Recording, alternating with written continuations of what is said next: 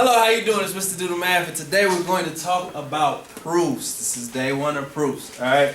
Like I told you guys before, proofs is just really explaining why. It's answering why a statement is what it is. Alright, and so for today we're gonna look at some simple reason explanations, and then we're just gonna really just open the pack of what proofs is all about. Okay? So the proofs that we're going to learn about, the proofs that we're going to deal with are two-column proofs. Alright? Two columns mean that what's going to happen is you're going to have two columns, right? In one column you're going to have a statement. The statement is what you have to explain.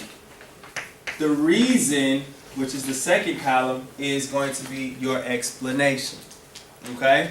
So in the two-column proof, the statement is going to be on the left side, and on the right side is going to be the reason the left side is what it is. Okay?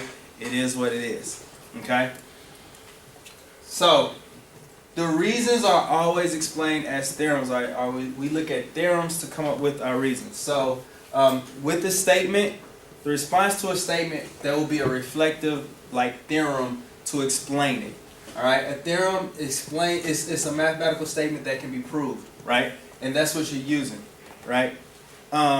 In science classes, we talk about the scientific method, right? You go through the scientific method to arrive to a conclusion, right? And if you continue coming up with a conclusion, it becomes a theory, right? And then the more that theory is repeated and repeated and repeated, it becomes like a law or fact or whatever. So that's what you're looking at, a statement, and you give a theorem, which will be your reason, okay? Let's look. Alright, so the theorem procedure, right? You present a theorem or theorems, then you prove it, right? Some will be omitted. That's kind of it's exactly what happens with the scientific method. And then we use those theorems to prove sample problems, alright? So, we are mathematically, we're down here. We're using theorems to prove simple problems or sample problems, alright? And that's what you're going to use in your homework, okay? Any questions so far? Alright, and don't stress over this. I share this in the slides, and then you'll be able to look at this again later. Okay?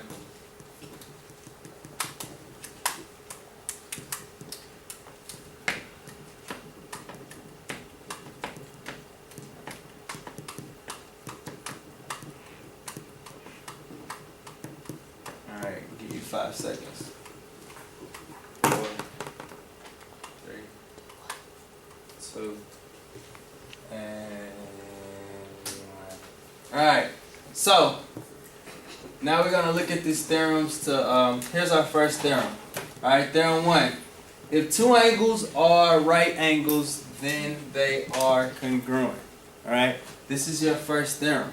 Alright, and we'll look at this statement here, and we're going to make a two-column proof based on this statement here. Alright? So, what you'll notice in your proof, they're going to give you information that you start with. The given information doesn't have to be proved. It's given. They provide it to you. And so, this is your first part. Alright? So, let's make our two columns. Here you got your statement. Statement. And reasons. Alright?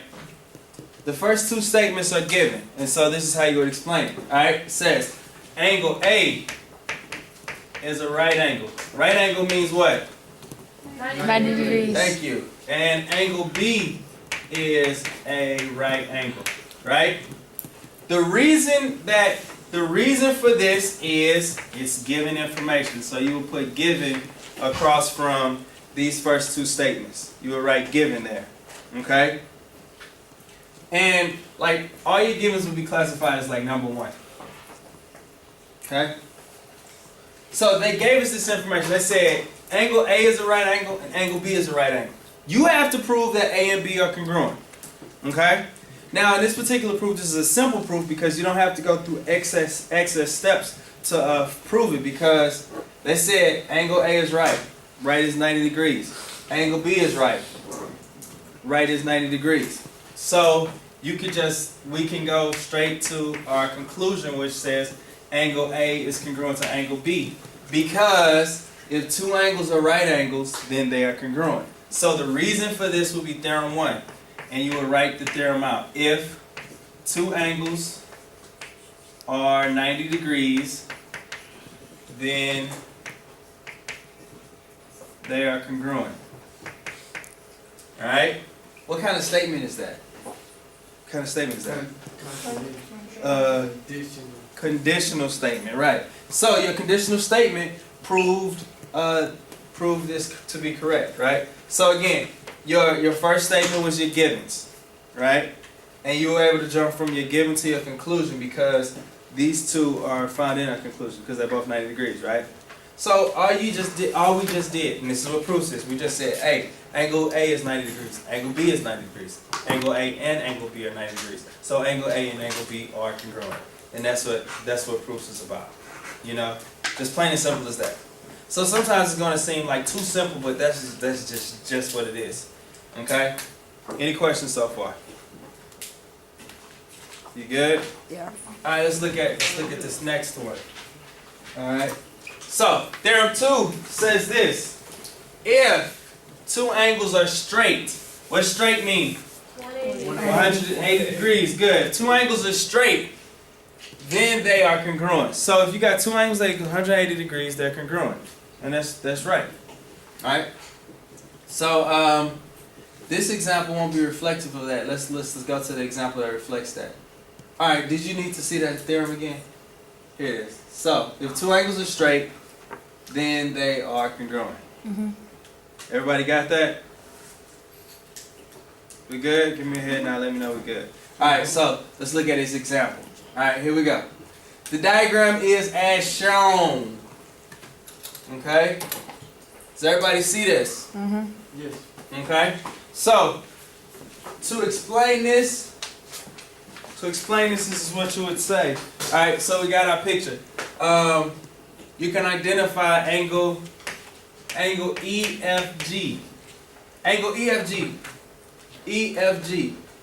What can you say about angle EFG? They are 180. Equal 180. Equals 180 degrees, right? So you can say equals 180 degrees, or you can say it's a straight angle, right? Why can you say it's a straight angle? Because it's 180 degrees. Well, it says diagram is as shown, right? So the language for that would be assume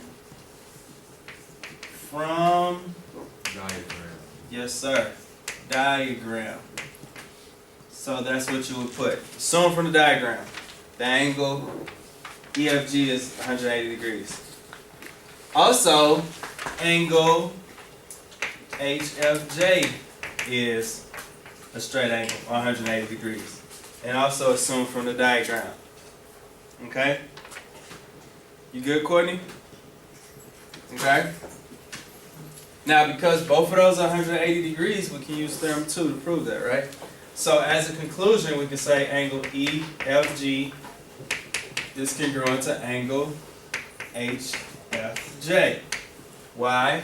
Because if two angles equal 180 degrees or are straight angles, then they are congruent.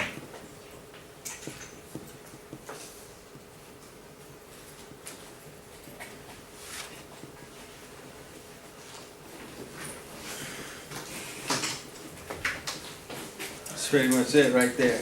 Okay? So this is the beginning of our proofs. Let's walk in a complete circle. This is the beginning of like the stage 1 of our proofs. I want to pass out you guys this like homework sheet and we'll talk about that. Alright?